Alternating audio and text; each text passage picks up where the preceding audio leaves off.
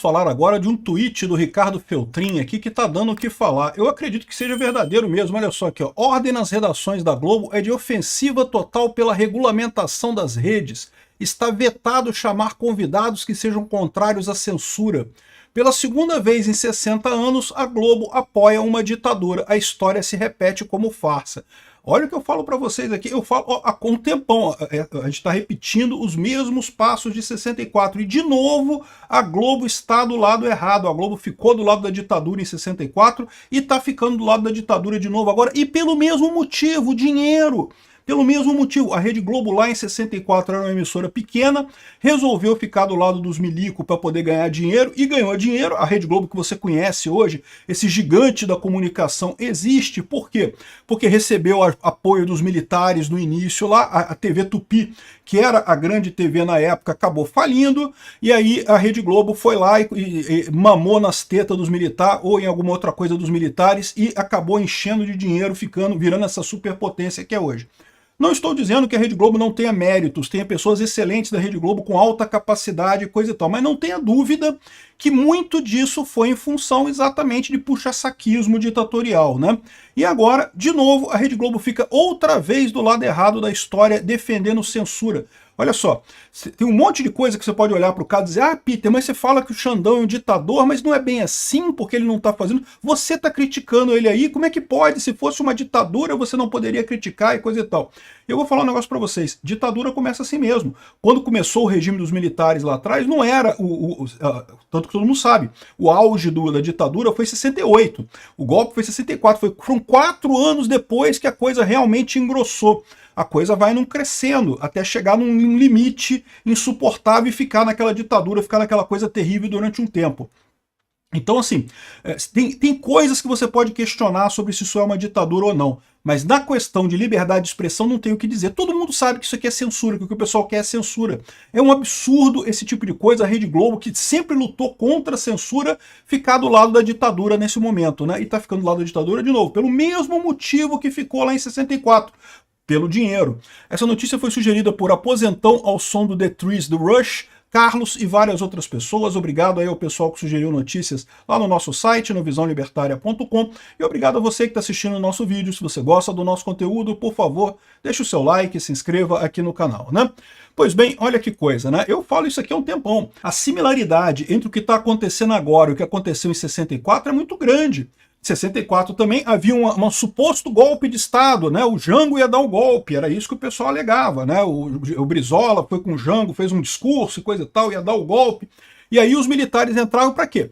Meu amigo, os militares não tomaram o poder falando que, não, vamos implantar uma ditadura aqui. Não, não foi assim não é assim que funciona não. Eles entraram dizendo que vamos impedir o golpe do Jango. É sempre assim, o golpe é para... A ditadura entra para dizer que está impedindo o golpe, que o outro lado ia dar o golpe, então a gente está aqui protegendo a democracia, protegendo as instituições. Foi isso que os militares falaram em 64, né? E por isso que a Rede Globo ficou do lado deles, e um monte de gente ficou do lado deles. E ficou todo mundo aplaudindo ali. Naquela época você não tinha informação descentralizada e distribuída, eles acabaram convencendo muita gente nessa história.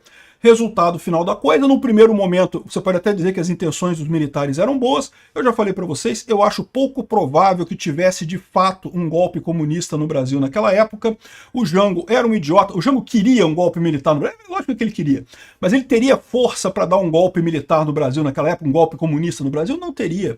Mas ele tinha apoio de Cuba, apoio da União Soviética, coisa, mas não tinha dos Estados Unidos, não ia conseguir dar golpe no Brasil. O Brasil é um país grande demais para dar um golpe como aconteceu em Cuba, né? Uma coisa é um golpe numa ilhotazinha desse tamanhozinho, outra coisa é um golpe no Brasil, num país desse tamanho, né?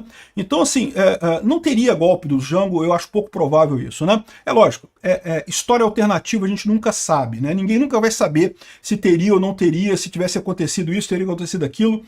Simplesmente não dá para saber, mas eu acho muito pouco provável. O que eu quero só chamar a atenção é a mesma coisa. Agora, de novo, o Alexandre de Moraes, sobre o pretexto de que temos que salvar, entre aspas, democracia brasileira, está dando um golpe. Quem está fazendo o golpe neste momento é o Alexandre de Moraes e o Lula, ninguém tem dúvida disso. E as características são todas as mesmas, porque é impressionante. O cara conseguiu tomar o poder, quem está na presidência é o presidente indicado pelo Alexandre de Moraes, e no final das contas, aí o que acontece? Naturalmente a população se revolta contra isso, né? O pessoal critica. Lá em 64, quem começou a criticar era o pessoal da esquerda, que queria o Jango, que queria o Brizola.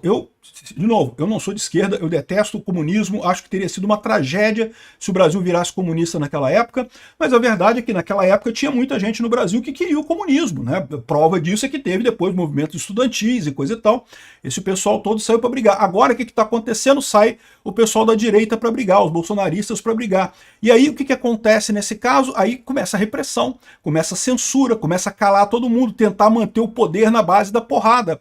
É o que eu falo para vocês, meu amigo. Ou a democracia se mantém por si própria, ou no momento que alguém vai e fala que eu sou o salvador da democracia, esse cara é um tirano, bicho. O exército, quando entrou nessa parada, virou um tirano, virou um ditador. O Alexandre de Moraes, que está vestindo essa capa de salvador da democracia do Brasil, é um tirano. Está fazendo tirania, está fazendo uma ditadura no Brasil. E aqui, agora, eu já vejo o Feltrin falando a mesma coisa que eu falo aqui, ó, que pela segunda vez em 60 anos a Globo apoia uma ditadura. E a Globo, depois de muito tempo, emitiu até uma cartinha dizendo, não, pedimos desculpa porque ficamos do lado errado e coisa e tal. Muito conveniente, né, Globo? Depois de ficar do lado dos militares, de entupir o bolso de dinheiro, de ter um monte de favor, conseguir um monte de concessão por conta dos militares, favorecendo concessão da Globo, porque a Globo ajudava os militares queriam abafar o discurso, queriam dominar a esfera informacional no Brasil, então deram muitas concessões para a Rede Globo, porque a Rede Globo era amiga e coisa e tal. A Rede Globo só se virou contra o regime militar no finalzinho do regime.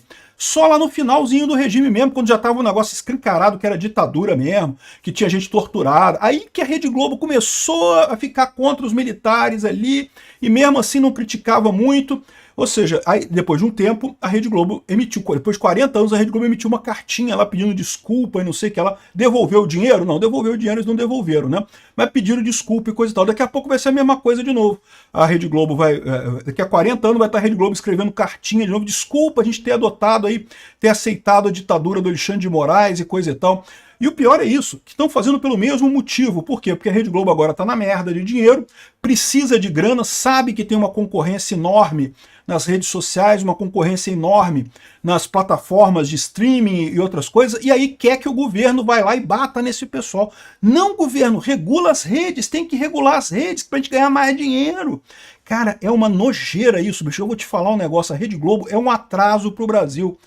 E ainda foi a emissora que promoveu o Flamengo, né? O Flamengo não era nada também, a Rede Globo que promoveu o Flamengo nesse tempo todo aí.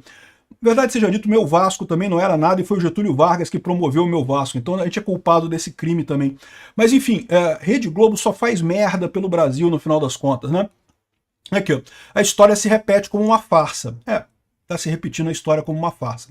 E o pessoal falando aqui, ó, sem censura não há chance nenhuma do governo se reeleger ano que vem, disse o André Marsiglia aqui. Censura ou fraude, disse o Feltrin, né? Fraude eu acho que pouco provável, mas a censura certamente é uma coisa. Agora, eu tenho minha opinião diferente sobre isso, eu já falei. Eu acho que o governo está correndo atrás desse troço, achando que com regulamentação das redes sociais vai conseguir fazer um diálogo sensível, e não vai. E o grande risco é exatamente esse, porque como eu já expliquei para vocês, a esquerda acha que no momento que regulamentar as redes sociais, que vai voltar a ter admiração do povo, que o povo vai voltar a gostar da esquerda, e não vai.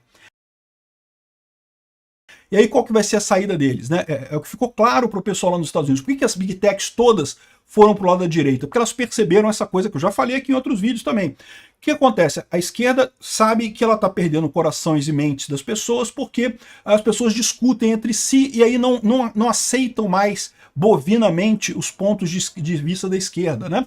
Aí ela acha que controlando as redes que isso vai mudar, só que não vai. Aí o que acontece? Ela bota uma proibição, não, tem que calar os principais influenciadores. Eles já chegaram a fazer isso aqui no Brasil. Botaram um monte de gente, né? O Alan dos Santos, o Oswaldo Eustáquio, um monte de gente eles proibiram. Eles fecharam. Aí, eu avisei isso na época. Se proibirem essas pessoas, o que vai acontecer? Vão surgir outras pessoas. E de fato, surgiu mais um monte de gente aí da direita, surgiu libertário, surgiu um monte de gente. O meu canal, por exemplo, eu falo para vocês, é lógico que seria muito ruim, eu não quero ser cancelado. Eu gosto do que eu estou fazendo aqui. Mas Vamos supor que cancelem o meu canal. Você acha que vai fazer diferença? Não vai fazer diferença, porque vai surgir um monte de outros canais libertários falando a mesma coisa que eu falo, e vão crescer, e vão ter espaço, e as ideias vão continuar circulando do mesmo jeito. Só que aí você pode pensar assim, então Peter, não tem problema, pode regular, porque não vai ter problema. Não, o problema é justamente esse, porque esse pessoal não vai recuar. No que eles botarem um monte de proibição e ver que não está funcionando, o que eles vão falar? Tem que proibir mais. Aí vão tentar secar mais um monte de gente. Daqui a pouco vão tá cancelando o canal de 1000 inscritos. Vai estar sendo cancelado porque não, que não pode, que não sei o que é lá. Ou seja, o desespero deles vai fazer só eles cancelarem mais e mais e mais e mais, e aí pode acabar realmente destruindo o modelo de negócio das Big Techs. É isso que eles vão acabar fazendo.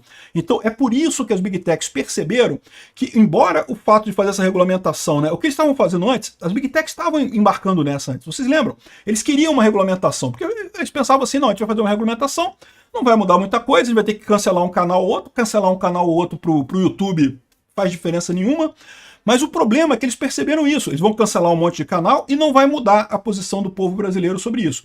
Aí qual vai ser a resposta do governo? Voltar atrás? Não, cancelar mais canais.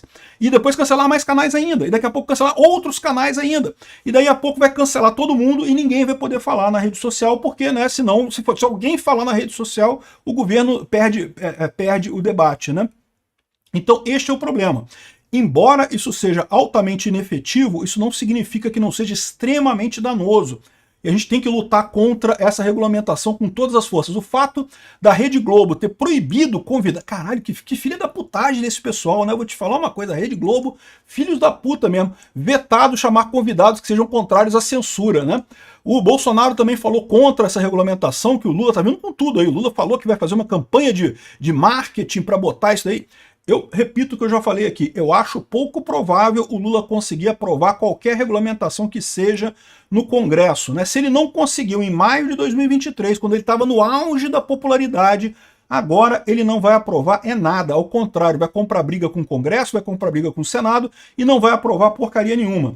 Eu tenho certeza que os congressistas já estão vendo isso, inclusive a questão de que, qualquer regulamentação que seja agora tem influência da China. O Lula foi lá para perguntar isso, todo mundo está sabendo que o Lula pediu ajuda do Xi Jinping para censurar o brasileiro, né?